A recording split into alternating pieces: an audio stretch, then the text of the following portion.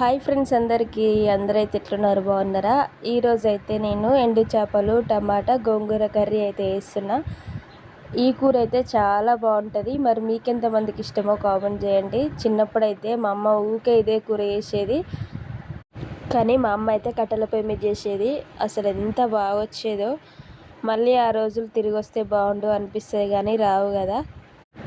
అయితే ఈ కర్రీ ఎట్లా వేసుకోవాలో చూసేయండి. ఫస్ట్ అయితే ఆయిల్ పోసుకొని పచ్చిమిర్చి ఉల్లిగడ్డ వేసుకొని మంచిగా వేగిన తర్వాత ఎండు చేపలు కూడా వేసుకొని అవి కూడా వేగిన తర్వాత పసుపు అల్లం వెల్లిపాయ ఉప్పు వేసుకున్న తర్వాత టమాటాలు వేసుకొని మంచిగా మగ్గించుకున్న తర్వాత గోంగూర అయితే ఫస్టే ఉడికించుకోవాలి. ఉడికించుకున్న గోంగూరని కూరలో వేసి ఇట్లా కలుపుకోవాలి, మంచిగా కలపాలి. తర్వాత కొన్ని వాటర్ అయితే పోసుకోవాలి తప్పకుండా ఈ కూరలో.